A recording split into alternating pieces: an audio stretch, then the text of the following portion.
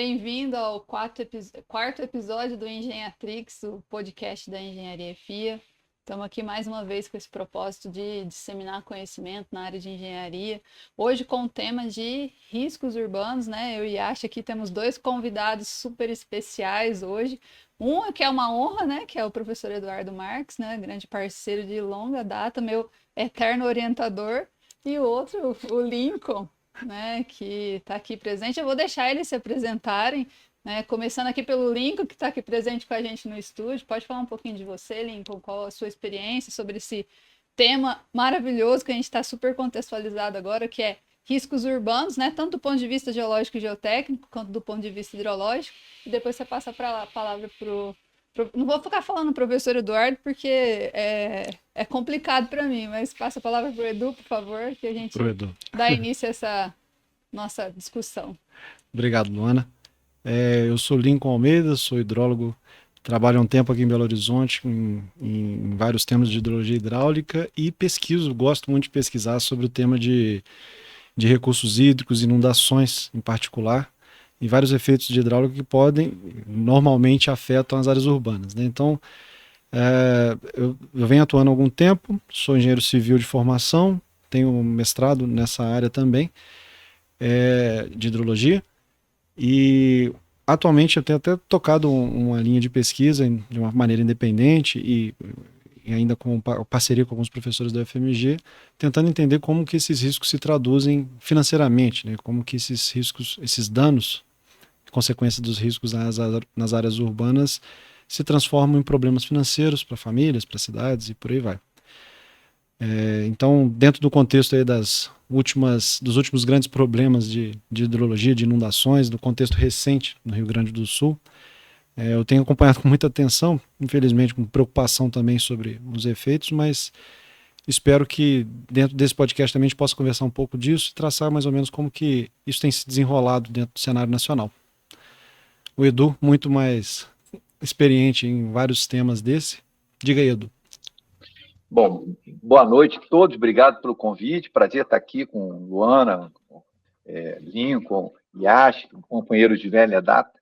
Bom, meu nome é Eduardo Marques, eu sou professor da Universidade Federal de Juiz de Fora, sou geólogo, mas sou professor do Departamento de Engenharia Civil, já vão fazer 30 anos ano que vem, e eu tenho tido uma atuação, na verdade eu comecei minha carreira como geólogo, fui o primeiro geólogo da Prefeitura Municipal de Petrópolis, lá no Rio de Janeiro, justamente por causa de um evento climático que gerou uma série de movimentos de massa na cidade, mas fiquei lá pouco tempo, fiquei 8 meses só no cargo, como geólogo da Defesa Civil. Desde então, eu tenho trabalhado com essa área de risco. Meu TCC, trabalho de conclusão de curso, foi com isso, em Nova Iguaçu. E, mais recentemente, voltei a trabalhar com isso porque eu tenho coordenado diversos projetos com o Ministério da Cidade e o Ministério do Desenvolvimento Regional na área de mapeamento de risco. Então, a gente já fez várias cartografias geotécnicas de algumas cidades de Minas Gerais, além Paraíba, Cataguases e outras. E agora temos feito bastante planos municipais de redução de riscos. Já fizemos além Paraíba, Cataguases, Ibirité estamos entregando agora mês que vem, Ouro Preto já acabamos. Estamos fazendo mais 8 municípios nesse momento, né? Muriaé, Matias Barbosa, Manhumirim, o Banco da Câmara, Diogo de Vasconcelos, Ervalha, Visconde Rio Branco e Monlevade. João Monlevade foi o último na comissão agora em março. E esse é um pouquinho diferente, porque foi criada uma rede nacional, né? No Ministério da Cidade, são 18 universidades, estão fazendo 22 PMR de vários municípios do Brasil, todas as regiões. Então, a gente tem tido uma atuação nessa área, a gente está, dentro desse projeto do PMR, nós montamos um grupo de pesquisa, que chama H2, eu mesmo esqueci, que agora acabou de criar. H2 é alguma coisa lá, porque tem a parte de recursos hídricos também, que até o Emanuel, que você deve conhecer. H2O, então, não deve ser. Não é O, não. H2Gel, pronto, agora eu lembrei, H2Gel. Então tem o Emanuel, que é professor no departamento, também mexe com a parte de recursos hídricos, então está formando um grupo de pesquisadores para atuar nessa área também. Então, por conta disso, por tudo que a gente vive no Brasil hoje, já viveu, é um tema bastante interessante, que eu gosto bastante. Então, acho que vai ser um bate-papo legal. Esses estudos, Eduardo, eles são baseados em algumas legislação, porque eu sei que existe um Código Nacional de Defesa Civil, agora não sei a data que ele foi lançado, que parece que existe... Tem a Lei Nacional de 2012, né? Exato. Tem a Lei Nacional de 2012 que criou os Planos Nacionais de Defesa Civil e E por eles aí pedem vai. que os Então, municípios façam esses estudos, né, de é quais são os obrigação do riscos. município. É obrigação do município. Mas como os municípios Minas Gerais é um caso à parte, sui generis, porque nós temos 852 municípios, 852, 80 milhões. 853. Mas esses dois estão com Então, pressa, né, Lincoln? é, Vamos começar aqui definindo para o pessoal o que é o tal do risco geológico, geotécnico, hidrológico. E por que eles são particularmente preocupantes hoje em dia, né? O Yash, ele tá ansioso aqui, porque eu entendo tanto que é relevante esse tema, né, no dia de hoje, assim, com essas situações que nós estamos vivendo. Mas eu acho muito legal, assim, vocês, né, trazerem pra gente o que é, de fato, né, isso que a gente fala tanto, né, de risco geológico, geotécnico, hidrológico, e por que isso é relevante no contexto do Brasil, no como um todo, né? Passar a palavra para vocês aí, e aí vocês podem dar, né, dar início a essa discussão, mas acho que é fundamental a gente nivelar todo mundo, né, nesse conceito. Por isso tem que ter alguém calmo na equipe, tá vendo, Eduardo? é, Dois ansiosos, vira dois papagaios de pirata, tá vendo? Não, deixa o Lincoln começar, então. Vocês já até tinham começado. Você até já falou Não, de Minas toca o Gerais, é um barco aí. caso específico. E até vou puxando esse gancho no caso de Minas Gerais. Da maneira que eu vejo em questão de riscos hidrológicos, ocupação de bacias, vou dando muito foco aqui na nossa conversa sobre como que as cidades reagem a isso, né? Como que o risco se apresenta dentro das cidades, né? O risco está para a ameaça de inundações ocorre para todo lado. A bacia, desde lá daquelas áreas mais altas, de montanha cabeceira, até a conexão com outros rios, eventual formação de remanso, alguns fenômenos hidráulicos, para todo lado, né, o fenômeno de uma cheia excepcional vai causar a elevação do nível e até algum tipo de dano. Mas nas cidades isso é particularmente cruel, porque a cidade não tem, tem muita coisa exposta, tem muita coisa acontecendo. Eu estou usando o termo, portanto, de ameaça, né, e vulnerabilidade. Quando há ameaça e há vulnerabilidade, eu entendo que tem um risco real. Em Minas Gerais, com esse tanto de município, em um estado que é uma caixa d'água, que tem a nascente de grandes rios, são muitas cabeceiras, um estado cuja ocupação urbana, né, procurou muitos rios, tanto porque era um meio de deslocamento historicamente, porque é um estado secular, de muito antes das estradas pavimentadas, de muito antes de ter bombeamento, de conseguir abastecer bairros altos, então as cidades foram ocupando as margens dos rios. Então, a maneira de essa vulnerabilidade se instalou, muita coisa aconteceu, muitos anos sem registros, um país, né, um estado que não trabalhou com dados por séculos, até o Brasil evoluir, né, se tornar Brasil de fato, inclusive, e a gente não tem conhecimento de quantas inundações aconteceram, digamos, em Viçosa, né, na região de Viçosa, um município muito comum, muito recente, né, mas com inundações comuns. Ele tem muitas cabeceiras, os rios são pequenininhos lá, nascem lá, sempre teve inundação. Mas usando como exemplo, você vê que edifícios mais antigos, a área ocupada da cidade mais antiga, dificilmente sofre com inundação. É onde está a prefeitura, onde está a igreja, que são os edifícios mais antigos. E de uma maneira empírica, infelizmente, a gente observa onde que existe mais segurança contra o risco. Mas o planejamento da cidade, por outro lado, nem sempre consegue considerar isso. Aliás, dificilmente consegue considerar isso nas pequenas cidades. E a gente vê áreas de ocupação muito próximas das margens inundáveis, dos córregos, dos rios, dos remansos e das vargens, onde, se não tivesse cidade, a água já ia ficar parada por muito tempo, ia ganhar alguma profundidade. E hoje tem cidade. É ali que o risco se instala. Às vezes, eventos muito comuns, todo ano é seguro afirmar que em algum lugar de Minas vai ter uma inundação urbana, vai ter algum prejuízo, vai ter alguém precisando de algum apoio e vai ter prefeitura apontando para o céu e falando, olha, choveu demais e é isso. E tem sido comum também em Rio de Janeiro, Rio Grande do Sul, Santa Catarina, que também são regiões meio que parecidas, né? Que montanhosas, com relevo acidentado e tudo mais. O Lincoln, posso falar? Claro, eu ia perguntar para você da parte geológica e geotécnica, Edu. Não, mas eu vou falar também. Mas antes eu queria só fazer um comentário rápido, que o Lincoln tocou num ponto importante, que assim, na verdade a ocupação humana sempre procurou água, né? Porque dependia de água para sobreviver. Então a ocupação humana se desenvolveu às margens dos rios. Só que era com outro nível de ocupação, com muito menos gente, etc. À medida que a população foi aumentando e as formas de ocupação foram se degradando, a gente começou a piorar bastante o problema. Mas isso a gente pode falar um pouco mais disso mais para frente. Em relação, pegando o gancho em relação ao risco geológico, geotécnico, tem gente que fala só de risco geológico, tem gente que gosta de falar risco geológico geotécnico. Assim, basicamente está tratando de movimentos. Bom, tem vários riscos geológicos, tem risco de um tsunami, tem o risco do terremoto, vulcão, etc. Mas tem que estar falando aqui especialmente de risco geológico ligado à movimentação de encostas, né? Então, assim, é um processo que é muito importante, porque é o risco mais importante que existe no Brasil, seja de inundação, seja de movimento de encostas. A gente não tem muitos riscos geológicos do tipo de vulcão, terremotos, etc., né? Mas a gente tem muito risco geológico relacionado à precipitação, à chuva, etc. Isso se dá por causa do volume de água que chove no Brasil, que é muito grande, muitas regiões chove mais do que 2 milímetros por ano fácil, e também por causa do relevo. A grande parte da população brasileira está ocupando zonas de relevo acidentado, que é o Sudeste e o Sul. Se você olhar para o Centro-Oeste, também tem problemas, óbvio, Nordeste, etc.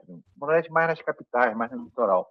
Mas o relevo brasileiro ele é muito mais acidentado aqui, no Sudeste, um pouco no Sul e muito no Norte do Brasil. E associa isso à quantidade de chuva, ao perfil intemperismo, que é complicado por causa do clima tropical, com a ocupação, que tem um aspecto social que depois a gente vai falar disso mais para frente, que é importante também, então complica tudo. Por exemplo, você pegar em Belo Horizonte aí, Nova Lima, perto onde é que vocês estão aí?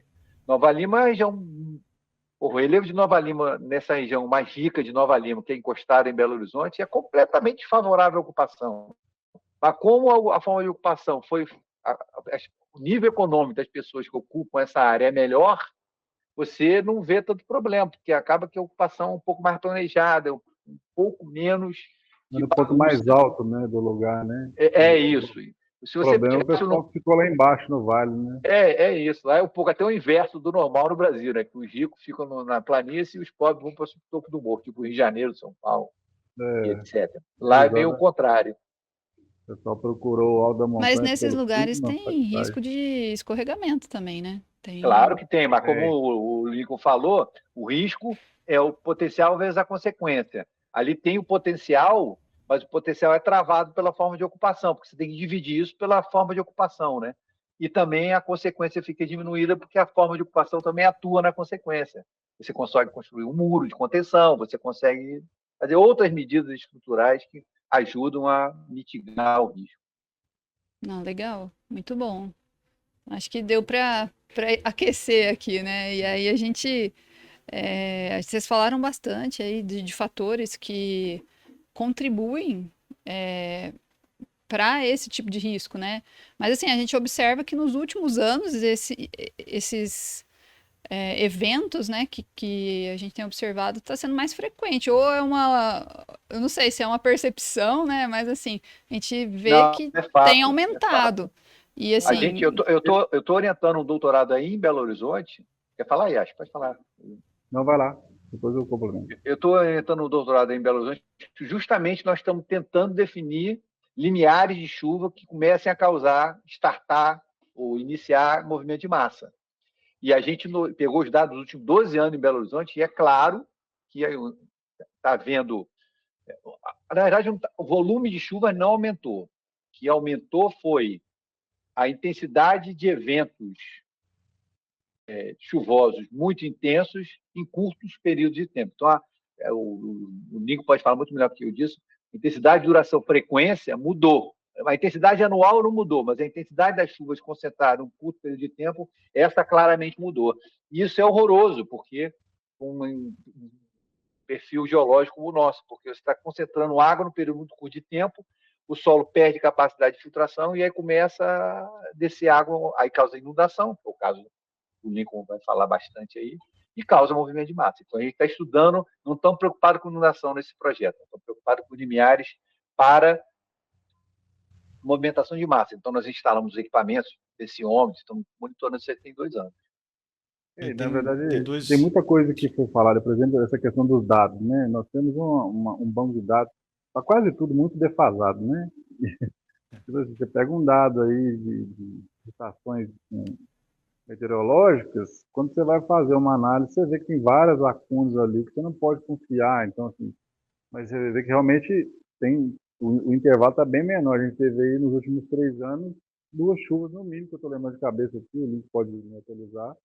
Deca milenares, né, que foi 2020, ali que atingiu muito a região de Rio Acima, Norte Bicalho, Sabará, e agora do Rio Grande do Sul, né? Então o intervalo diminuiu. Teve ali em BH, aquela que É arrebentou tudo essa, no Lourdes ali, ó. 2020, 2020. Isso. Teve em 2022 também, não teve ou não? Sei lá, Enfim, teve essas aí, eu acho que todas foram chuvas decamilenares, então assim, é muita água num curto espaço de tempo. Agora, eu acho que assim, tem que pegar esses dados mesmo, até tenho curiosidade de ver o resultado desses gráficos aí, dessa orientado, né? Orientada. Orientada, porque a água no planeta é a mesma desde sempre, É basicamente, né? lógico. Mas É. assim, a gente tem uma ilusão de que existe uma linearidade na natureza, né? Só que a nossa ocupação aqui nessa terra é muito pequena do ponto de vista de escala temporal, e a quantidade de dados que a gente tem é ínfima para chegar a conclusões que às vezes a gente vê aí mirabolantes, né? Geólogo chegar a ponto de falar que o talude vai cair na data tal, no dia tal. E o Eduardo Marques deve lembrar muito bem. Teve geólogo que chegou nesse nível aí, no caso de. Eu queria Enfim. ser assim. Pois é. Em Daria uma grana, questão né, do, pô? do tipo de evento que vocês falaram, Mas, mencionaram assim, algumas eu chuvas. fico abismado de ver que. Diga, pode falar. Desculpa, que acho que deu um atraso ali. Vocês falaram de chuvas, né? Assim, mais intensas. O É, Eduardo mencionou o IDF, por exemplo. isso. Depende da área, a gente não sabe o que muda de clima, porque o clima original, o clima normal, já não é completamente compreendido. A previsão do tempo, até pouco tempo, era piada aqui, né? O cara previu chuva para não chover, previu sol para chover. Ainda nunca foi uma ciência muito redondinha, assim, com afirmações que dá para cravar como que é o comportamento de clima. Tempo, no dia, no dia Categórica, né? seguinte, assim, essa semana vai chover, essa semana não vai.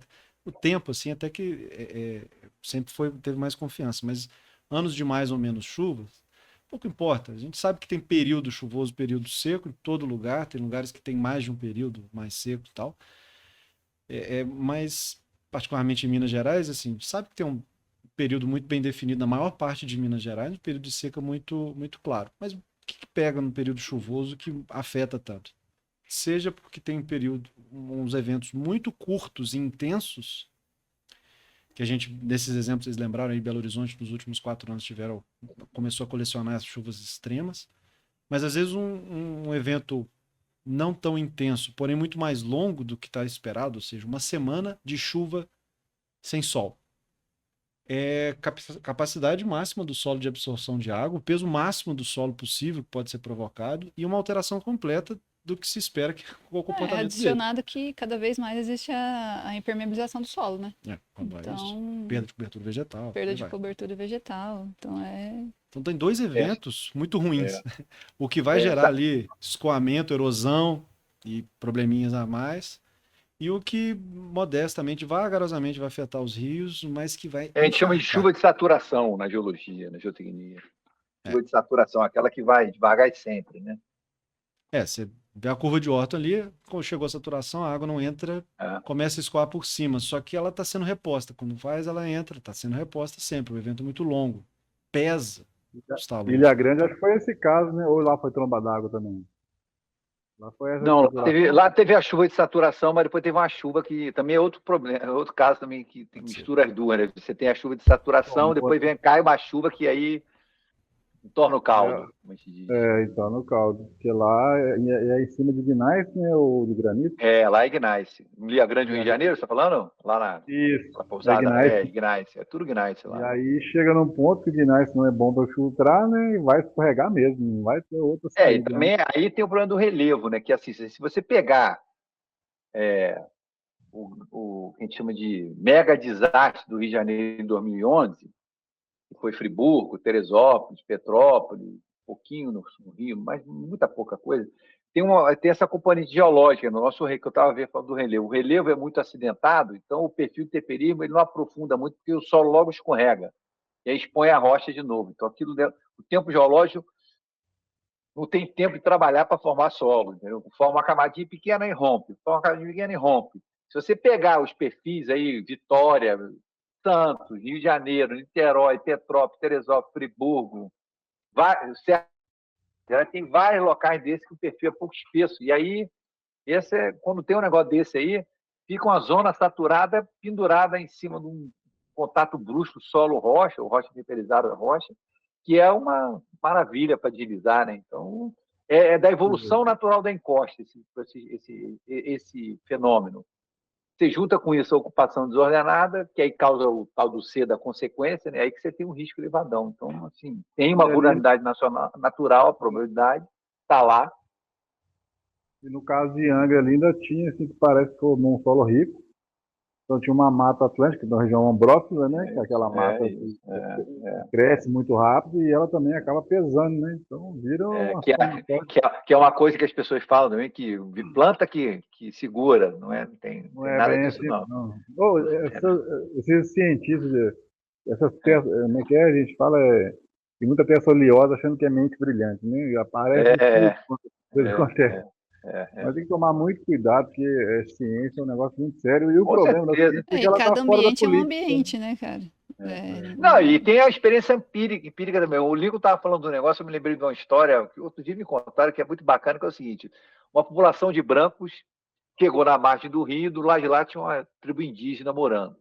E eles ocupavam lá eu vi isso aí e contei no último podcast que eu participei com a Luana, lembra, Luana? Então é isso. Não, foi mas mesmo. era outro podcast, conta aí. Muito bom. Não, então eu vi isso em algum lugar também, pô. Foi lá no Rio Grande do Sul. Então mas alguém me contou essa história, então eu vi no podcast, que eu também assisti um podcast de vocês, deve ter sido esse. Então, essa história é maravilhosa, porque... Mas aliás, conta a história, Edu. Calma, estou fazendo um doce para poder fazer um suspense, só não desligar a câmera, pô. Então, aí os brancos chegaram, viram os índios lá do Rio, ocuparam do lado de cá, tal, construíram a sua cidade, lá faz tanto chegar do outro lado do Rio, ó, nós ocupamos a área de vocês aqui, mas não vamos passar para o lado de cá, não, ficar só do lado de lá. Mas a gente, não, aquela área não é nossa, não, aquela área é a área das águas. Então, eles já sabem. E esse é um aspecto importantíssimo que tem a ver com os planos municipais de redução de risco. Assim, um problema que a gente tem no Brasil é que assim, as pessoas não têm consciência que moram numa zona de risco, né? Muita gente. Independente do nível social, tá bom? Eu até conversei com o Yash outro dia sobre isso. Falei, pô, Yash, se acontecer um negócio aí no Buriti, para onde você liga? Para onde você corre? Ninguém sabe, pô. Belo Horizonte. Ninguém sabe o telefone da Defesa Civil, não sabe o telefone do bombeiro, mas não sabe para onde corre, não sabe nada. Então, assim, a gente não tem cultura de risco no Brasil. E a gente está tentando, nesses planos municipais de redução de risco, até tivemos uma reunião ontem de manhã, dessa rede que eu estava falando, e vários grupos mostraram como é que estão fazendo para envolver a comunidade. É difícil demais, porque as pessoas trabalham, você tem que ir de noite, fazer uma reunião para conversar, explicar o que é, mas tem tido boas experiências e bons resultados. Nós mesmos fizemos um bom trabalho nesse sentido lá em Paraíba também. Mas, assim, as pessoas não têm percepção que moram na área de risco. Bom, primeiro. E depois, nós, técnicos, também temos um preconceito danado, que a gente chega numa área, não pode mais falar favela agora, não chama comunidade, a gente chega numa comunidade e tem pessoas que moram naquela comunidade há 80, 90, 70 anos. E eles sabem a história daquilo tudo lá, onde é que deslizou, como deslizou, onde é que inundou, como é que inundou, quando inundou, quantas pessoas morreram, eles sabem a história. A gente chega lá e não tem a preocupação de conversar com essas pessoas. Então, essa troca que existe entre as comunidades e os técnicos é importante nesses dois sentidos. Primeiro, para poder fazer com que as comunidades se apropriem da percepção de risco, entendam que elas estão no lugar de risco, o que elas têm que fazer, para onde elas têm que ir, onde é que elas têm que pedir ajuda, e também para a gente poder se apropriar da experiência empírica delas no local que elas veem, que eles sabem muito mais do que qualquer um de nós quatro aqui ao quadrado. É isso. É isso aí. Falou tudo. E é impressionante como, né, a gestão pública não se apropria desse conhecimento e começa a agir para não ter mais esse tipo de situação, né? Porque, mas, assim, pensando, qual que é o papel que vocês enxergam dessas políticas públicas na mitigação desses riscos? Mais de um momento, né? assim, começa se compreendendo. As pessoas vão ocupar os espaços, né? As pessoas vão morar, vão agricultar as áreas, assim. Então, no primeiro momento, o planejamento original das cidades não tinha nada o que fazer. Ele tem que começar a remediar por um lado. Mas, por outro lado, as cidades podem se desenvolver ainda mais, as áreas agrícolas ainda mais. Cabe planejamento. Nem remedia, nem se planeja. Muitas vezes, infelizmente. Mas qual dos dois é pior, Não, né? você pega uma lei de uso e ocupação do solo aí, eu nunca li uma lei que considerou a questão dos riscos geológicos, geotécnicos e hidrológicos na concepção das zonas de ocupação. Não tem. Até hoje eu nunca vi, pelo menos. Seria o básico, né? Você começar por onde você não pode ocupar ou até onde você tem que desapropriar. Que às vezes você gasta tanto para reconstruir um local, por exemplo, algumas regiões ali do Rio Grande do Sul, creio eu que eles vão falar, aqui não vale a pena não vai, construir mais aqui, nós vamos construir para quê? Para depois ter que construir de novo. Pô, Cara, mas se você pegar até a própria legislação, o Código Florestal, ele muitas vezes não é seguido, né? Porque tem muitas áreas que não eram para estar ocupadas, de fato, mas elas já estão. E aí? aliás, Como é esse que é o problema do Rio Grande entra? do Sul. O Rio Grande do Sul teve uma forma de ocupação complicada. Assim, é muito bonito de ver, eu adoro ir lá passear, já fui várias vezes, me amarro, mas a ocupação não favorece isso lá, né? E assim, Mas agora né, chegou a conta, né? não, mas é isso que eu tô perguntando para vocês, assim, não sei se vocês estão entendendo a minha pergunta. Às vezes a área já está ocupada, né? E que papel que a política pública tem? É nessa percepção de risco? Tem alguma coisa que se pode fazer? desapropriar. Não, olha Esse só, é assim, é a minha não me acha visão. um radical, pô, É, olha só, tem lugar que não tem mais onde colocar gente, não dá para deixar gente. Por exemplo, tem a cidade lá no Rio Grande do Sul que o bairro foi todo lavado. Tu vai construir no mesmo lugar? Ah, porque só vai acontecer daqui a 80 anos. Não interessa, não pode mais. Agora, é difícil você remover todo mundo. Eu não sou muito adepto de remover por remover. Eu sou adepto de remover onde não dá mais. Então, por exemplo, zona de inundação é um lugar complicado de você resolver o problema, mas o Lincoln vai falar mais isso, porque tem muito mais experiência do que eu. Mas já com encosta, tem soluções, tanto estruturais, que são as obras de engenharia, como não estruturais. Por soluções ambientais, agora tem aquela sigla, nunca me lembro dessa sigla, soluções ambientalmente, esqueço o nome, não, sei lá o que, SMP. Então, assim, tem muita coisa que você pode fazer para melhorar a condição das encostas. Mas, claramente, tem um problema da forma de ocupação. Por exemplo, você pega uma favela no Rio de Janeiro. Pô, aquilo não tem como você resolver aquilo, enquanto você não transformar aquilo num bairro. Então, para transformar aquilo num bairro, você precisa desapropriar algumas casas para poder abrir espaço. Você poder fazer vias adequadas de acesso, sistema de drenagem, sistema de isso aí. contenção, sistema de transporte, por aí vai. Então, tem que estar, alguns lugares, concordo com essa, vai ter que estar associado à desapropriação. Mas você sabe qual é o custo de desapropriar uma casa? Sabe quanto o governo paga para desapropriar uma casa hoje, na lei, na justiça? Hum. R$ 84.000. Ele paga o valor comercial Não, senhor, da- R$ 84.000. Venal. mas é o É o teto? valor do Não pode material de ser construção, teto. não, é uma coisa muito baratinha. Não é É, assim. é, É é uma o teto. Hoje, quando a remediação. gente faz o Vamos falar PMR, que é uma quando a gente remediação, né? faz o Indenização, PMR, né? Não é. Não é a uma indenização é indenização completa. R$ 84.000. Entendeu? Olha que coisa. Então, assim, e aí Agora, você vê que. Mas tem pronto, outro, vamos lá. tem outro viés nessa linha que você falou aí, que o meu primeiro estágio foi na Urbel, que é a Companhia Urbanizadora de Belo Horizonte, inclusive com mapeamento de área de risco e projeto de Uhum. reassentamento dessas pessoas que moravam lá, que era um projeto bem interessante, que eu não sei hoje como é que está. A Não, o Urbel Belo Horizonte está tirava bem essas nisso. pessoas, levava para esses reassentamentos, o que eles faziam? Alugavam lá e voltavam para a área de risco. Isso aí. Aí, para travar aí, eles começaram a fazer uma escritura em nome da pessoa que era, acho que chama inalienável, que ela não consegue vender, nem alugar, nem nada, e fiscalizava, porque, tá vendo? É complexa a situação, mas assim, É por isso, mas é porque também tem um problema de educação, né? Mas não só educação ambiental, mas educação formal também, né? Então, Petrópolis foi a mesma coisa, por isso que um dos motivos que eu pedi as contas lá foi isso, né? Ficar me enxugando o gelo. Então, é, não dá. Eu acho que vai muito também nessa questão que o Edu falou de percepção de risco, né? Porque se a pessoa ela consegue entender que a vida dela está em risco, mas talvez às ela vezes tenha ela uma não tem atitude condição. A diferente. gente via lá pessoas que falavam assim, isso aqui foi tudo que eu consegui construir, eu não posso sair daqui. É um negócio complexo, cara. E isso quando a gente conseguia entrar nos locais, né? Porque são locais perigosos às vezes, né?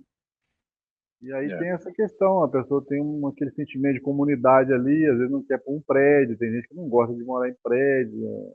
O problema é complexo e exige coragem, né? E o poder público não olha isso com essa O coragem que único não atrai voto. governador, o único governador que teve peito para resolver um problema desse que eu conheço até hoje foi o Carlos Lacerda, antigo estado da Guanabara, lá que ele deslocou muita gente, pro bem e pro mal, né? Só dois janela É, aqui. é. Ele tirou muita gente de favela, criou vários conjuntos habitacionais no Rio de Janeiro para tirar essa moçada de lá. Acabou que depois voltou tudo, mas pronto. O que eu sei, ele foi o único que tentou resolver por esse lado. E Belo Mas Horizonte existem. teve também bastante gente que foi É, retirada. Eu esqueci o nome do sim, aquele programa. programa de vilas e favela, o programa antigo de BH, é muito bom esse E programa. entre a URBEL e a Sudecap. Era um Mas se programa você olhar a Colômbia, por exemplo, a Colômbia tem várias experiências exitosas nesse sentido, cara, de transformar essas comunidades em um lugar decente para se viver, pô. Mas assim, se eu não passar por isso, eu acho difícil. E lá tem comunidades gigantes. Eu tive a oportunidade de Tem. conhecer Medellín, cara. Fiquei Medellín impressionado. é. E é uma cidade maravilhosa, assim, Pois impressionante. é. E com relevo Mas o complexo Lincoln, também. a gente está falando muito e o Lincoln não está falando nada, então deixa ele falar aí. Tem alguma coisa para contribuir aí, ô Lincoln, dessa parte de questão de como, né, que pode existir, ou se existem medidas preventivas que o poder público, né, que as políticas públicas podem. O Brasil não inventou a roda, né? Não é o único país a passar por isso. Minas Gerais não é o único estado, o Rio Grande do Sul, nem o Rio de Janeiro, né? Isso já passou em alguns lugares, assim, né? De certa forma, é até bom que você tem para onde olhar, né, para dar uma procurada. Como é que países de relevo muito pior, os problemas de chuva mais intensos, geografia muito difícil, e principalmente estão expostos ao risco há séculos. Vamos dar um exemplo, qualquer país europeu que está lá com urbanização há séculos, milênios às vezes, e já passaram por isso, claro. O que se aprende de lá, além do empirismo, que as coisas que não são registradas no papel, mas você vê que as pessoas deixam de ocupar certas áreas porque as casas simplesmente já foram embora. Vê-se uma evolução. Mas seja por um lado aquelas ocupações irregulares ou informais ou muito pouco planejadas foram ganhando uma certa robustez, seja porque a comunidade, o poder público ou a comunidade ali começou a melhorar suas defesas, suas fundações, desviar as águas, melhorar o solo, seja porque as que não eram tão bem qualificadas já caíram. Séculos depois não adianta olhar lá para casas, vilas penduradas em Portugal, na Itália, e falar, olha, aqui dá certo. As que deram errado já foram embora, provavelmente. É muito Esse é um elementar. ponto, cara. As favelas recém-criadas no Brasil, há algumas décadas apenas, né, elas ainda nem experimentaram eventos tão severos. O que me assusta, né, também, porque eventos severos vão acontecer, inevitável. Com ou sem mudança climática, mesmo que a gente conseguisse revertê-la, as pessoas estão muito expostas a riscos. As favelas dos exemplos do Eduardo ali do Rio de Janeiro, penduradas nos morros, as favelas também de São Paulo, de Belo Horizonte, nas beiras dos córregos, porque é o lugar que sobrou, estão completamente expostas. Não adianta, não existe formalização de que aquilo se torna bairro, dar endereço, dar luz, água, dar dignidade. Isso é muito, relativamente barato, mas muito rápido para ser decidido, mas isso não elimina a vulnerabilidade. E isso é um problema maior sem a compreensão do risco. O Eduardo mencionou antes, eu estava até aguardando para a parte que a gente fosse falar da parte social, de que é uma grande...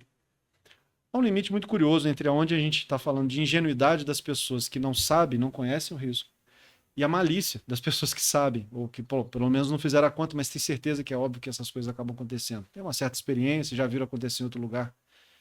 E na prática a gente tem uma comunidade muito bem esclarecida no Brasil, pessoal, comunidade científica, o pessoal técnico que trabalha com isso, mas que não tem atuado, não tem começado a pôr a mão no negócio das cidades.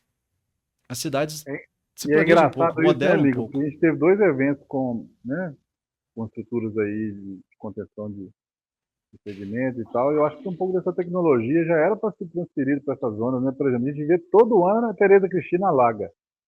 Por que a gente já não tem uma mancha de inundação como a gente tem nas áreas hoje aí, nas ASA aí, né, nas zonas de alto salvamento das barragens, na cidade, né, com sistema de alerta? Eu sei que a Bacia do Rio Doce tem um sistema de alerta de enchente, Mas assim, já poderia ter um na região da Tereza Cristina, na região do Não, o Rio de Buritis, Janeiro tem também. Ó. Rio de Rio Janeiro do tem. Ano. Hoje em dia, no Rio de Janeiro, você já sabe com uma hora, muitas horas de antecedência, quanto que vai chover, onde vai chover, se tem que sair, tem que sair. Mas tem as placas, tem as sirenes para avisar as pessoas sabem que estão dentro dessas áreas? Não sabem. Não, não, não. Mas Avisa que vai chover, tem um sistema de rádio, tem um sistema de WhatsApp, tem tudo. Agora, aonde vai correr, para onde vai correr, aí eu já falei sobre esse assunto. Aí não, aí nós precisamos educar todo mundo. Tem gente que sabe, como o Nico falou, porque é malandro, malandro é malandro, mané é mané, e tem gente que sabe porque se preocupa em saber, e tem gente que não sabe, que não quer Ô, Edu, saber ou você quer tem não alguma saber. experiência, cara, em que existe algum programa que você conhece que já teve essa conscientização da população aos riscos que ela está exposta? Alguma prática Então, que você... esses planos municipais de redução de risco têm esse viés. Quando a gente uma parte do estudo você vai propor obra de engenharia, mas você também vai propor o que a gente chama de medidas não estruturais, ou tem gente que chama de medidas não estruturantes, que são educação ambiental, educação nas escolas. Por que o Japão dá certo com o terremoto? Por que o Japão dá certo com o terremoto? Porque as criancinhas são educadas desde... tu tem que ir para debaixo da porta, tem que correr para não sei aonde. A gente tem que fazer a mesma coisa no Brasil. Não existe nada de novo. Ninguém está criando uma bola aqui, não. Tem muita, como o Luca falou, o Gás também já falou, tem muita experiência exitosa em muitos lugares, inclusive no Brasil. Mas a gente precisa replicar essas experiências exitosas e parar de replicar as experiências que são uma porcaria. É isso que a gente tem que fazer. Então, assim, tem programas do governo. Esses planos municipais de redução de riscos são um programa do governo, que já tem tempo que é desenvolvido no Ministério do Desenvolvimento Regional ou no Ministério da Cidade. Não tem hora que pula para uma hora para outra, depende do presidente que está lá, né? Puxa para lá, puxa para cá, mas não interessa. Interessa que tem. Agora, não é na quantidade, no volume de recursos que a situação brasileira necessita. Nós estamos falando aqui hoje de 22 cidades, mas não, nós temos muito mais do que isso. Né? O livro estava falando, assim, quem que imaginar que aquela cidadezinha bonitinha, Rio Grande do Sul, iam passar por isso que está passando? Quem mexe com geologia ou com hidrologia sabe que tem um risco, tinha um risco envolvido lá. Sempre teve, mas a gente só aprende também assim, vendo, né? Tem que ver para crer, né? Infelizmente, né, cara? Que a gente Aí poderia... reside o empirismo. Tem que esperar acontecer para saber o tamanho do problema. Não precisa, tem engenharia para isso. Exato. Na verdade, quando eu morei na Austrália, não sei se toda a cidade é australiana, mas em Brisbane, você entra no site da prefeitura, clica lá no link, tem um mapa das inundações históricas. Então você pode selecionar, eu vou alugar essa casa, quantas vezes essa casa já inundou nos últimos 100 anos? Se você, aí você... Aqui já é possível fazer isso, cara. Nós temos histórico demais, satélite. Lógico, mas cadê que faz? Olha só, em Belo Horizonte, tem placa de todos os rios, né? Você anda nas ruas, você já notou, tem a placa branca com o nome do rio que está passando embaixo da tua rua, né? Tem vários. Ali em Lourdes, na Curitiba, na zona dos barzinhos ali, passa um rio ali dentro, que lavou tudo quando desceu daquele rio. Prudente Moraes, Corgo Leitão, famoso. Então, sabe, tem marca ali, tem alguma coisa indicando que é zona sujeita à inundação? Tem nada ali, nada. E hoje, com a tecnologia na palma da mão, todo mundo poderia acessar, né? A verdade é essa. Né? Então, assim, as ferramentas, tanto do ponto de vista tecnológico, quanto do ponto de vista social, humano, estão aí, existem, já estão comprovadas, tanto do ponto de vista de recursos hídricos, quanto do ponto de vista de geologia, engenharia e geotecnia. Nós temos excelentes profissionais no Brasil.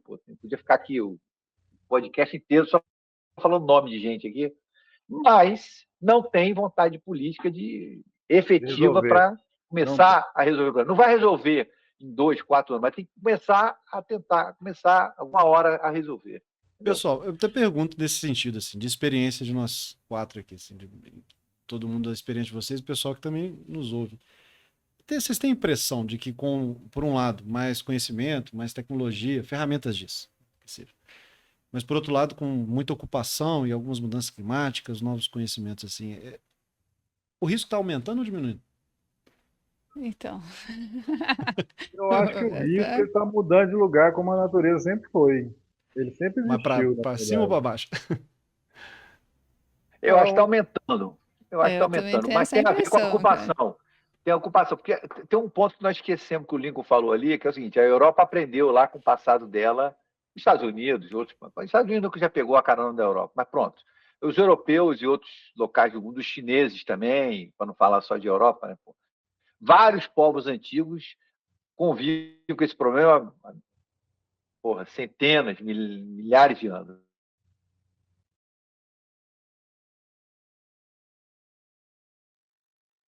E aí, Lincoln, continua com o Edu aí, porque eu É. acho que o Edu travou. Você até tá em casa lá, deve ter Eu problema. tinha até uma pergunta para o Lincoln aí. Você fala muito Empiricamente também. é lidar com isso. Nós trouxemos uma. Você tinha travado, voltou. Não, pode continuar, pode continuar. Não, vai lá. Você dizendo dos outros povos antigos, deu o exemplo da China e Então, travou.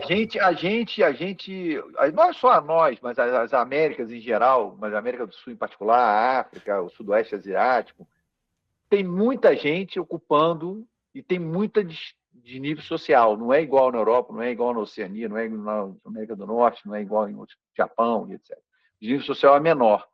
Então, as pessoas não têm recursos para fazer uma ocupação adequada. Então, tem essa questão social também. Então, assim, Mas o como a Lincoln nossa que jogou a população. pergunta, depois eu quero saber a resposta dele, tá? Porque Então, a nossa joga a bomba e população, sai correndo, né, Lincoln? a população só está aumentando, cara. Então, assim, tem muita. Bom, depois a gente vai falar sobre as prefeituras, né, que também é outro problema. Por Eu aí. acho que os eventos nem estão crescendo tanto assim. O que está crescendo é a decadência política, né, que não coloca a Não, ciência na essa frente cresce das exponencialmente. questões. Ué. Essa cresce exponencialmente, enquanto a outra não está aumentando a quantidade de chuva, mas está mudando a forma como a chuva ocorre. E essa está crescendo uma velocidade menor, mas está crescendo. Né? E aí eu tinha. Não, essa questão da política não puxar a ciência para. Assim, é um negócio que parece que não vai acontecer mesmo. Parece que a falta de educação no Brasil ela é um negócio mesmo, não é nem. É uma meta, parece. Impressionante. É. A gente não Mas vê é uma só tendência de melhorar. Mas é assunto para outro podcast, para outro assunto. Eu queria Não, perguntar mas para o acho que a Lincoln, você pergunta do fala Lincoln, muito, ela. Lincoln, das cidades esponjas aí, se isso faria diferença ou não. Esse conceito de cidade esponja, que tem gente que adora falar, né? Do ponto de vista. Não, na verdade eu tô curiosa para saber a resposta dele, porque Impressão, assim, né? A resposta não tem eu sei que resposta. não tem uma né, resposta científica para essa pergunta, até porque é bem complicado, né? Mas assim, ainda, né, Língua? Porque podemos ter, né, com pesquisas aí. Engenharia para isso. Mas assim, qual que é a sua opinião a respeito desse... Por um lado, a gente sabe que, antes de ir lá no clichê da mudança climática, bem antes disso, as cidades existem, estão nos seus lugares e elas vão aprender como se ocupar sozinhas. Os estados deveriam estar ali colaborando corporativamente, né? O governo federal, o governo estadual, colaborando com os municípios. Só que, como o Eduardo vê um monte de exemplo de município e trabalha muito tempo com pesquisa direto, dirigido a muitas cidades, né? Cada município pensa de um jeito, se desenvolve, tem suas próprias políticas, suas próprias dores ali para se desenvolver. Às vezes nem desenvolver ele consegue. Então, a gente pensa se nada consegue mudar ou se muda muito lentamente, mas há tempo de que esses eventos ocorram, a gente vai ficar muito tempo esperando, expostos a alguns eventos. Então, por um lado, né, essas ameaças não vão deixar de acontecer só porque eu pedi para esperar mais 4 anos, só porque eu acho que isso aqui dá para resolver depois, só porque eu coloquei outra prioridade na minha pauta.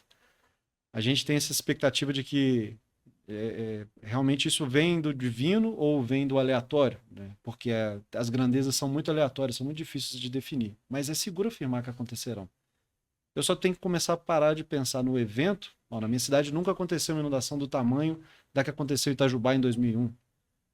Mas a sua cidade, às vezes, também é na bacia do Rio Sapucaí ou numa região de formação muito semelhante. Você deu muita sorte de que a chuva nos formou do mesmo jeito. Você tem que parar de procurar o evento e começar a pensar no risco.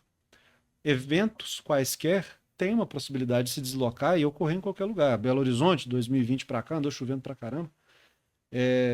Poderia ter sido muito pior. E cidades em volta também poderiam estar chovendo. Então, a gente não está procurando um evento que sirva de símbolo para as outras cidades, mas o risco, ele é presente, ele é calculável, é facílimo de calcular a equação de risco, é difícil quantificar quais são os métodos para formação de chuva, no meu exemplo, né? Ou qual é a identificação das áreas geologicamente instáveis, geologicamente perigosas, de fato.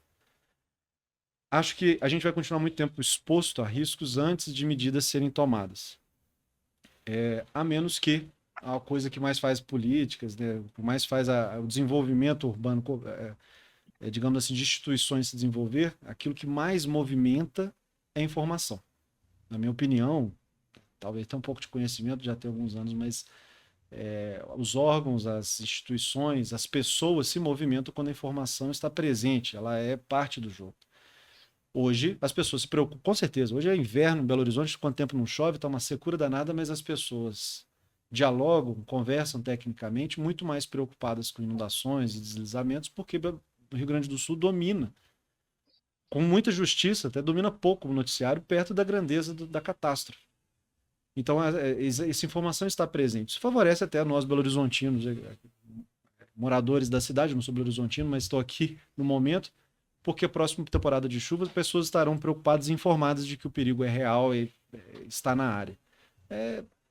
Será que a gente vai demorar tempo demais até que os eventos aconteçam? Eu acho que só com informação, com cálculos, com contas, com modelos, a gente vai conseguir ver um cenário de menos risco. Não estou falando de ter as políticas, de ter as medidas corretivas estruturais, não estruturais, Eduardo falou, mas pelo menos a informação é suficiente para a gente começar a diminuir o risco global do que a gente está conversando, geológicos, geotécnicos, hidrológicos. E o que existe assim, de técnica para a identificação desses riscos geológicos, geotécnicos, hidrológicos? Mapeamento, o Eduardo está lá com a mão na massa, né, trabalhando aí com um grupo de pesquisa. Sem mapeamento, a municipalidade nem sabe o tamanho do problema. Acho que é o primeiro passo, né? Primeiro passo. Mapeamento físico local. Tem martelo de geólogo ainda, Eduardo? Eu já aposentou ele? Quem?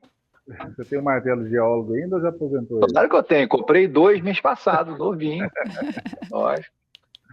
Mas é isso aí que o Lincoln falou. Eu acho que sim, olha, se a gente fizer um exercício, seria uma ótima tese de mestrado, inclusive. Vou construir uma cidade hoje,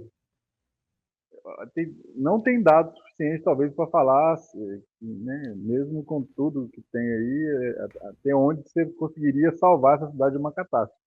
Mas a gente conseguiria construir uma cidade hoje aí num metaverso, digamos aí, e ficaria bem próximo do ideal, né? Mesmo numa região montanhosa e por aí vai. Legal. Não é difícil cortinar o óbvio aí, né? Isso até os índios já sabiam, né? Não é possível, porque a gente hoje com tanta informação, tanta tecnologia, tanto algoritmo. É isso aí mesmo. É isso aí mesmo. Agora, nós temos um problema adicional no Brasil, para fechar essa minha participação nesse negócio aí, que é o seguinte: nós temos muitos municípios que não deveriam ser municípios. E aí não tem a infraestrutura que precisaria. Porque é o seguinte: a lei, a gente pode discutir a lei aqui, a lei diz que a responsabilidade é do município. E eu concordo com a lei, porque o município está na ponta. Obviamente, os governos estaduais e o governo federal têm que prover recursos para essas prefeituras poderem fazer o serviço delas, o trabalho delas. Bom, por um lado, falta recurso, nunca tem recurso suficiente, é a nossa eterna briga, mas também tem muito recurso mal utilizado e tem prefeituras que não têm capacidade técnica de resolver o seu problema. Em Viçosa, cara, a defesa de Viçosa, com todo respeito aqui ao meu colega, assim, não tem estrutura, fraco. né? Por quê? Não tem estrutura, pô. Então, assim, quando eu fui trabalhar lá em Petrópolis, cara, a gente montou, a Prefeitura de Petrópolis, fez um concurso, montou uma equipe top, pô. Tinha engenheiro hidrólogo, tinha geotécnico, tinha geólogo, tinha geógrafo, tinha uma opção de gente lá para trabalhar só com isso. E começamos a fazer um bom trabalho. Só que o problema de prefeitura também é esse, né? Não tem continuidade às ações, o salário é uma porcaria, começa a desmontar. A cidade, o conceito de cidade não é feito para ser humano, gente. Vamos desculpar. Vamos chegar. Aí a conclusão é essa. Porque se fosse feito, a lei de ocupação do solo, igual eu falei, já teria previsto esse tipo de questão científica dentro lá. É feita a especulação imobiliária, cara. Esse é o problema. É isso, cara. É para diminuir cada vez mais os lotes, vender quantidade de lotes. Eu sei que a gente não entra nessa, mas esse é o grande problema, é a especulação imobiliária. Pô. No dia que a especulação imobiliária resolver que uma área de favela é uma área que deve ser loteada, que deve ser ocupada, tem um potencial bom, acaba a favela naquela área, fácil. Acaba. 4 anos. Acaba. E vai chegar nesse ponto, porque já não tem aonde ocupar tem. mais. Né? Tem cidades que não tem mais para onde crescer, né?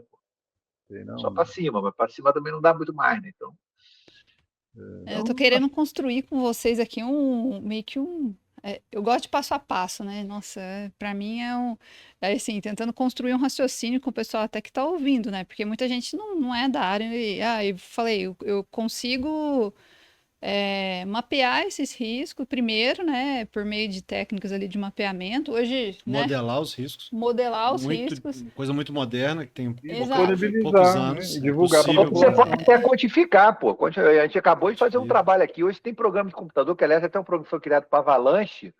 Tem vários, né? Pronto. Vou fazer propaganda Então de você software aqui. tem os passos dentro da Mapeou, engenharia. identificou, Mapeou, você modelou. identificou, você pode até simular até onde aquela mancha vai, ver quantas casas vão ser atendidas para poder monitorar a população, propor uma solução de engenharia ou propor a remoção, como o Yas falou. O problema Dá é que pra fazer as áreas tudo são isso. numerosas e tem um custo. Não estamos falando de dinheiro. Tempo. São tantas áreas que o período de trabalho, em hora de trabalho necessário de toda a engenharia do mundo já não conseguiria resolver os problemas, mapear e resolver os problemas dentro de Minas Gerais que fosse, sendo que, sei lá, esses exemplos do Edu de estados seculares, populações mais antigas, demoraram séculos. Não vai não dá tempo. A gente vai continuar exposto a mais. Algum piloto já deveria ter, né? Na verdade, não tem nenhum projeto piloto. Não, a gente tem que ter pelo menos assim, né? Olha, beleza, nós não conseguimos mapear todas as áreas do mundo, mas tem um grau de risco ali de alguma área, né? Prioridades, né? Prioridades. E outra, eu sei que eu tenho uma área de risco, né? Eu mapeei, identifiquei, modelei, tem os softwares modernos hoje de fazer, né, as análises. Pelo menos na área geológica e geotécnica, eu acho que, né? E imagino que na hidrológica a gente vê também bastante coisa de mancha de inundação. Na área hidrológica tem uma curiosidade. Até falar para o pessoal até que não trabalha muito. A gente usa muitos programas que são desenvolvidos por uma instituição americana, parte do governo americano, que são gratuitos. Né? Tem similares aí de outros governos, tem programas gratuitos muito bons, franceses, algumas modelagens, alguns programas de código aberto. A coisa está bem moderninha. Mas historicamente a gente usa algumas modelagens vindo da experiência americana. Curioso, porque lá passaram por inundações, passaram por riscos geológicos e geotécnicos, e existe um órgão supranacional que não está ligado necessariamente às municipalidades, mas que foi responsável por fazer esses mapeamentos. E a dor de fazer o mapeamento, as simulações, para facilitar a vida, eles foram gerando esses recursos, esses softwares. É um organismo público.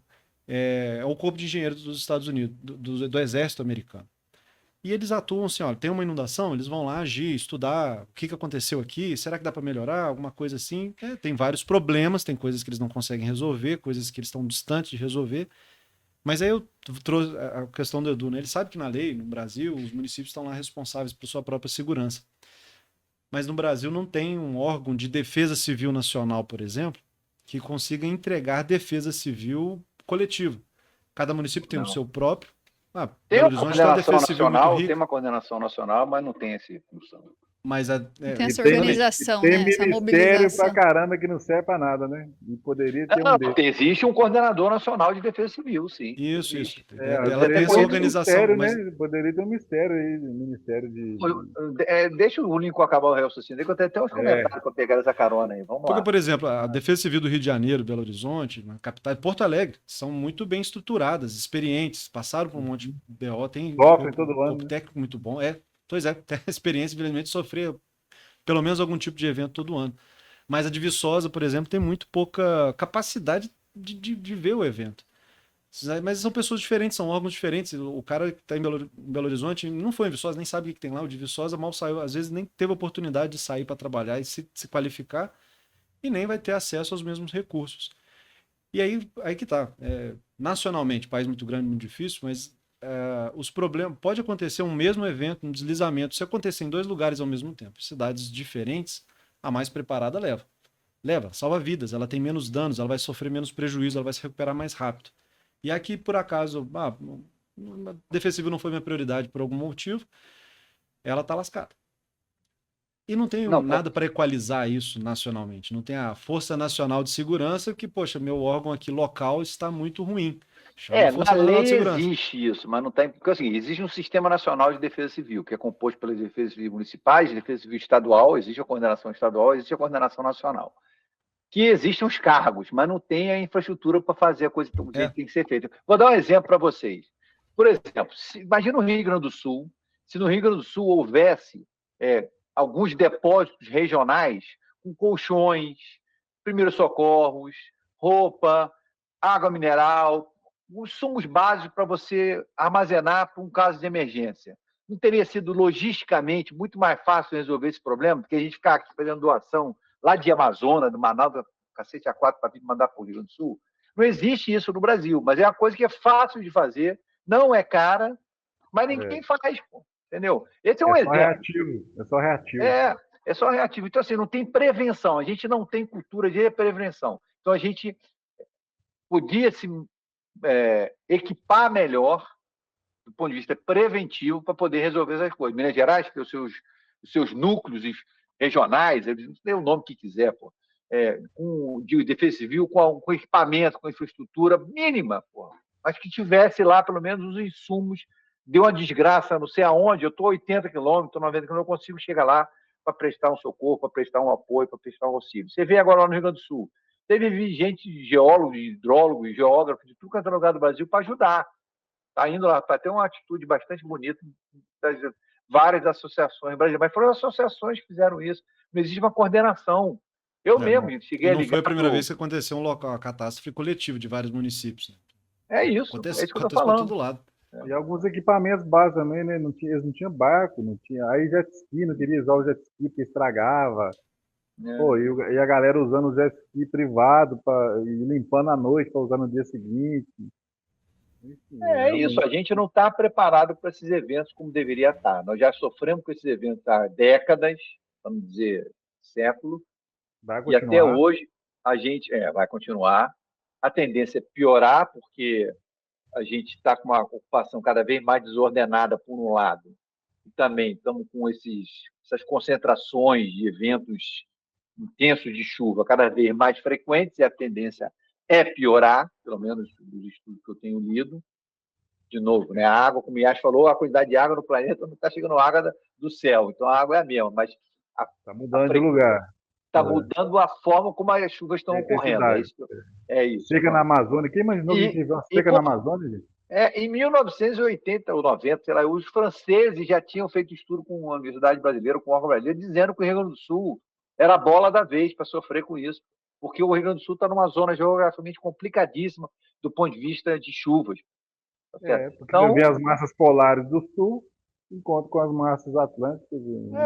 Aí juntou com a população. Então, assim, a gente sabe de muita coisa, muita gente sabe de muita coisa, mas a gente não tem cultura de prevenção. Então, o primeiro passo, Luana, era mapear essas áreas em escala nacional, de detalhe, tem que fazer. A CPRM faz um estudo, um trabalho razoável de início, mas precisa melhorar, porque também tem os mapas de risco da CPRM que ela pega a cidade e bota uma bola vermelha, aí não resolve. Nada. Tem que identificar. E também temos várias medidas que a gente pode tomar que nem são complicadas, não são tecnologicamente nada rebuscadas, mas que a gente não faz. Então, é aquilo que eu falei, falta um pouco de vontade política, para não falar que falta muita, né? Eu acho que, na verdade, falta um pouco de consciência, né? E falta vontade, com certeza, mas eu acho que, gente, pouquíssima pessoas da população que entendem isso que nós estamos falando, né? Quando você fala para uma pessoa comum que poxa, se você fizesse um mapeamento de todas as áreas de risco do Brasil e começasse a priorizá-las, né? Ah, beleza, o Lincoln falou, eu não tenho como desocupar e fazer um tratamento mais robusto em todas as áreas, porque são muitas. Mas ok, vamos ter mapeado quais são as prioritárias. Nós sabemos quais são. Eu duvido que a gente não saiba no Brasil. Esse também é um dos objetivos do PMRR. Então, mas beleza. Então, assim, cara, população, a gente precisa ter esse mapeamento. Isso, hierarquiza. Vamos trabalhar com as áreas prioritárias aqui. O que é risco muito grande, cara, vamos tirar todo mundo. Por que isso não é feito? Aí sim, tem a vontade pública, né? O poder público não tá agindo na forma adequada. Tirar todo mundo não dá por causa do custo. Tirar todo mundo não dá por causa do custo. Isso, mas, cara, numa área que você sabe que assim, o risco é iminente. Entende? Vai Por exemplo, acontecer alguma coisa. tem lugar que dá, Luana, mas, por exemplo, vamos pegar Petrópolis, por exemplo. Vocês estão me ouvindo? Está dando uma Então, mensagem aqui. Sim. Tá, desculpa. Então, vamos pegar Petrópolis, que é uma cidade urbana, no meio da serra. Não tem área. Pô. Você vai tirar as pessoas da área de risco, vai ter que botar lá para longe. Então, assim, a lógica da cidade vai ter que mudar. Eu concordo que vai ter que mudar. Ok, Edu, Mas nesse não caso. é no curto prazo. Beleza, mas solução pra nesse tudo, caso, né? o que Poderia dá ter para um fazer piloto, né? então? Poderia ter Vamos um piloto. conscientizar a galera do que ela tem que fazer numa situação de emergência. Não, claro, isso eu já falei lá Então no início. pronto, eu não consigo tirar. Aí a gente população começa a também tem parte da cascatear culpa, porque ela ações. ocupa áreas que. Muita gente ocupa área que sabe que é área de risco também. Pô. Não é Então, só- e ela sabe o que fazer num evento de risco? Ano que vem nós vamos voltar aqui, nós vamos ver que o Buritis alagou, a Tereza Cristina alagou e a Avenida Prudente de Moraes alagou. Já, assim, todo mundo sabe aonde. Por que não faz um projeto piloto nessas regiões? E assim, a revolta dessa área de risco urbano, né? Eu falo por mim, tá? Porque assim, na minha visão, parece que assim, nós temos, e não são tecnologias muito avançadas que a gente precisa. Não, Basta uma ação concatenada, cascateada, não é uma ação pontual. Eu faço um mapeamento aqui, eu identifiquei que aqui é uma área de risco. Tá bom, eu identifiquei agora, o que eu fiz? Nada, né? Cadê o cascateamento de ação? Não existe, cara. Então, assim, a gente... Nem toda cidade é Petrópolis. Nem Nem todo vai ser impossível. Não, claro. Tem critério. Nem toda cidade é Londrina. Também, igual o Eduardo falou, falta estrutura técnica e capacitação. A gente fez maravilhosos planos de bacia, Eduardo participou, acho que o ano também participou dos planos. Tudo para gaveta. Tudo para gaveta. Ninguém lê, se lê não entende o objetivo, o governo não coloca em prática. Vamos falar de Ouro Preto, então. Pô. Ouro Preto, a cidade histórica, está lá, sei lá quantos anos tem aquilo lá. Pô, você não viu lá? Agora hoje eu estava lendo, essa semana, que está tendo uma obra lá no morro aquele morro que rompeu, que tirou aquele casarão histórico lá perto da estação, lá no morro da estação. Agora!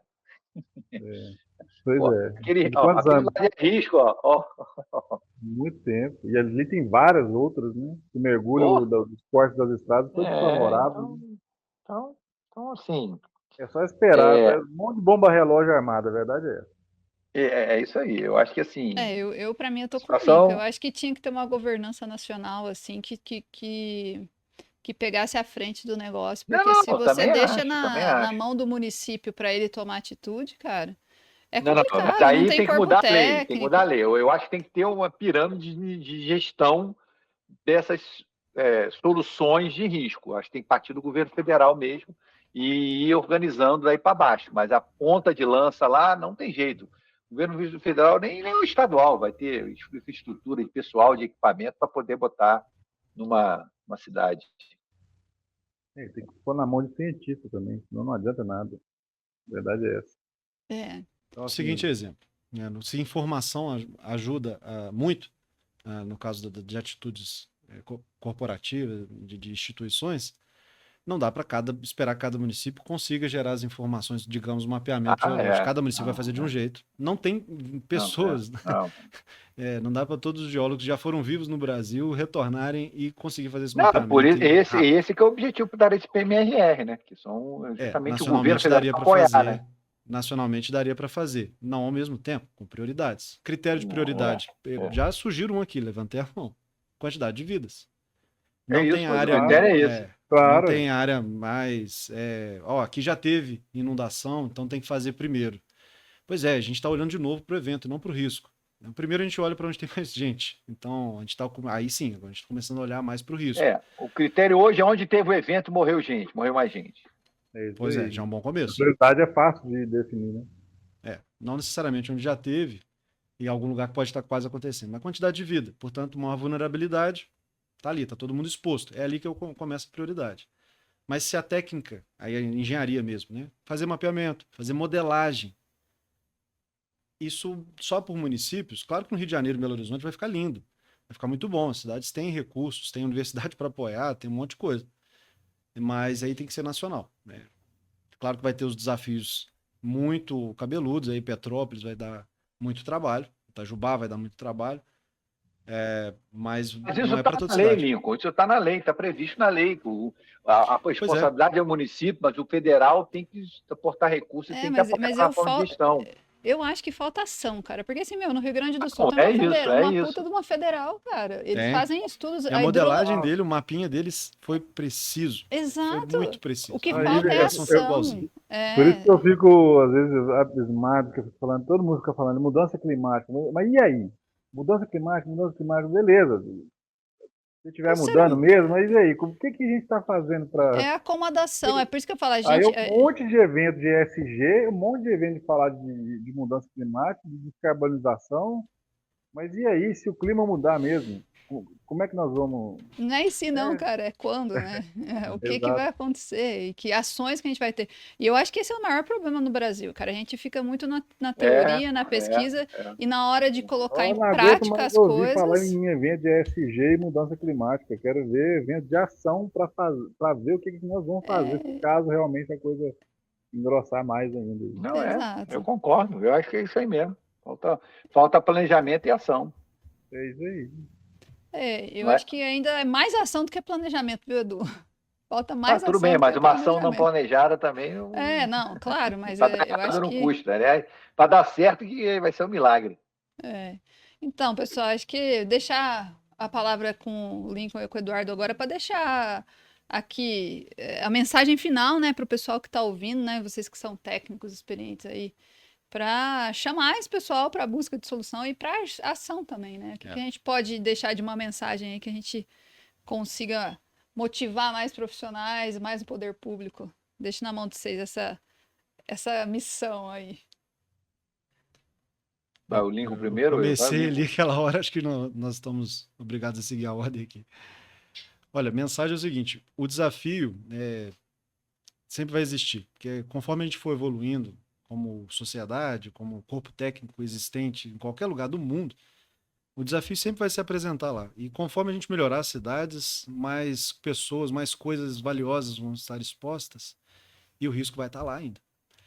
E a gente tem que entender que risco não se zera, praticamente nunca, não com o urbanismo, né? Não dá para zerar, dá para lutar para ele diminuir, dá para a gente fazer um estudo para saber quais riscos eu quero realmente manter. Inclusive, quanto custa isso? É possível fazer isso de largas maneiras, não é nenhuma invenção, não é muito novo. Tanto no custo intangível, né, no custo de vida, no custo de saúde, de segurança das pessoas, quanto no tangível também. Poxa, cidades paralisadas, cidades arrasadas, e que, embora muito raro uma cidade completamente destruída, mas muito comum uma cidade com prejuízo, porque parou o transporte público, ficou uns dias sem luz, né? Tudo isso é tangível, tudo isso é calculável. Reside na engenharia um caminho para descrever essas coisas e depois informar. Nós não somos políticos, nós só votamos, né? Mas infelizmente votamos do jeito que dá. Não importa tanto. Eu penso que a vontade política historicamente nos trouxe até aqui. Mas não é ela que vai nos tirar daqui. Assim, vai ser com muito mais técnica, espero. Sou um pouco, não quero parecer só otimista e ingênuo, mas é porque eu acho que o papel da informação, tecnologia principalmente, ajuda a gente a virar o jogo. E modelagens estão aí, bons engenheiros, muito bons, estão no mercado, estão a ser formados para trabalhar com essa realidade de um mundo mais informado, mais fácil de se conhecer.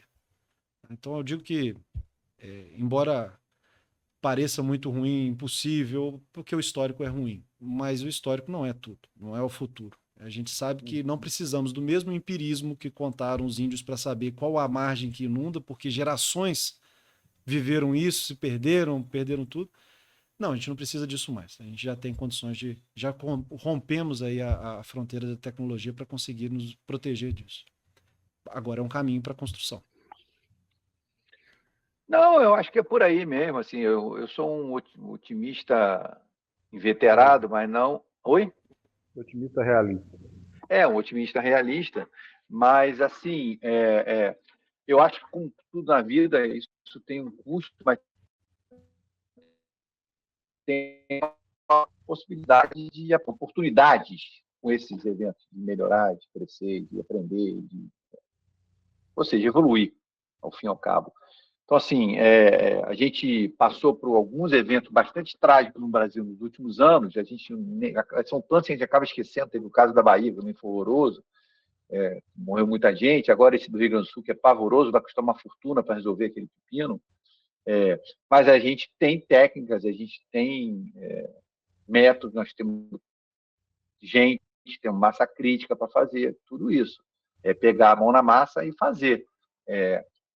Existe um problema da gente, a parte técnica, ser ouvida. E também uma culpa grande disso é nossa, né? Porque a gente se comunica muito mal, né? Eu mesmo, acho que me vendo, a gente como universidade, professor, se vende no sentido de apresentar a sua ideia, né? Muito mal.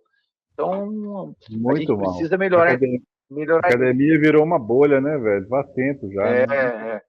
Então, assim, e as empresas também no Brasil não têm muita participação com a academia, o que é horroroso, mas isso depois é outro motivo para outro blog, né? Outro Horroroso. podcast, porque a gente... Mas, enfim, o que eu quero focar aqui é assim, a gente tem o ferramental, conhecemos o problema, sabemos as soluções mais adequadas, agora precisamos implantá-las, né? E, para isso, precisamos de usar tudo de bom, a melhor técnica que existe, as boas práticas de engenharia, como a gente fala em vários projetos, né? Precisa aplicar as boas práticas de engenharia, de geologia, de geografia, de meio ambiente, para tentar solucionar esse problema, que é o futuro, não tem jeito. A gente vai ser instado pela natureza a ter que resolver esse problema. É isso ou é desgraça. E a natureza não está nem aí para a gente. Aliás, e a natureza não está nem aí para a gente. Ela quer o dela, tomou, meu que é de volta. Então, não tem jeito. Então, assim, a gente tem convivido cada vez mais frequência com esses grandes acidentes. Bem, acho que o Edu aqui... Já ia encerrando ele. Já ia encerrando. Atacar esse problema. Terminou ali. O Yash, tem alguma Terminei. consideração? É isso, né? Todo mundo já resumiu muito bem aí. Ciência tem, a política tem a caneta na mão para criar os planos e a infraestrutura, tem o dinheiro para oferecer, que é dinheiro nosso, né, que deveria estar voltando para o nosso benefício, para a nossa segurança, né? A gente sabe que isso não volta. A gente sabe que não volta, né? Nós temos que pagar em dobro para tudo aqui no país, né? Você paga um monte de imposto aí e tem que continuar pagando para ter seguro de carro, seguro de saúde e por aí vai. E já vai ter que pagar um seguro contra enchente também, porque Já tá, tem que estar incluso isso aí, cara. Isso é um tema teve um cara lá no no Rio Grande do Sul que ficou famoso. A casa dele, ele fez um sistema de estanque que a casa dele não entrou água. O sistema de bombeamento subterrâneo e o sistema de estanque do lote como um todo que não entrou água. Então, assim, tá vendo? O cara teve que fazer a cabeça dele. Mas não era para ser assim, não, né? Mas acho que é isso. A gente tem uma visão bastante alinhada, né? Quem é técnico da área aí entende muito bem que a gente tem ferramental, né? Falta muitas vezes corpo técnico, né? Eu sei que tem bastante engenheiro capacitado, falta corpo técnico no sentido assim, localizado, né? Muitas vezes a gente tem nos grandes centros, mas nos locais menores falta, por exemplo, complicado. se tivesse um programa sério nacional, a Defesa Civil poderia. A Defesa Civil, se tivesse um plano de carreira interessante, muitos engenheiros se interessariam em trabalhar lá. Mas eu acho que alguém que trabalha hoje na Defesa Civil não deve ter um salário atrativo, né? Eu não sei dizer, mas assim, eu imagino que sim, viu, Yash? Não seja muito atrativo, não. Mas nesse contexto Só todo, isso. eu acho que vale a gente convidar o pessoal que está assistindo, né, a refletir sobre o seu papel nesse processo também. Porque o dever não é só do poder público, Bem lembrado. é dos cidadãos também, né? Então, assim, qual que é o seu papel nesse processo? Eu tô chamando aqui mesmo porque todo mundo tem que estar atento e exigente quanto à segurança e planejamento do seu município, porque enquanto a população está muito satisfeita com a situação e o status atual, a gente vai continuar tendo os mesmos problemas, porque é difícil a gente imaginar situações que vão ser resolvidas só top-down, né? Só do poder público para baixo, enquanto não tiver um movimento, né? A gente mesmo engenheiro, né? Tipo, vamos cobrar, vamos CREA com muitas... tá em toda a localidade o CREA. Vamos, né, olhar qual que é o nosso papel nesse processo todo, para que a gente possa mitigar. A gente tem as soluções, né? E vale lembrar, né, que a prevenção, ela é, assim, muito mais Muito mais eficaz, menos muito mais onerosa. eficaz. Exato, é muito mais barato você prevenir do que você ficar respondendo a esses desastres. Então, assim, a gente tem que refletir. Pessoal que está ouvindo, reflita qual que é seu papel. Você é engenheiro, você não tem conhecimento adequado, vai atrás, busca, né, para ajudar teu município. Né? Hoje em dia a gente tem fontes inesgotáveis, né, de conhecimento também. Busca isso, vai atrás. Então, assim, eu agradeço muito a contribuição, né, do Lincoln, do Eduardo, e mais uma vez, né, do Yash aqui, grande parceiro trazendo as contribuições. Mas fica também, né, a chamada, cada um olhar o seu papel nesse processo. A gente encerra aqui o nosso 4º episódio, né, do Engenhatrix, agradecendo vocês. Muito obrigado, que a gente possa cada vez mais fazer esse papel, pelo menos de vir aqui debater esse tema e chamar mais o pessoal para entender os aspectos sociais de cada coisa que a gente aborda aqui nesse podcast. Um grande abraço para todos que estão assistindo. Até o próximo.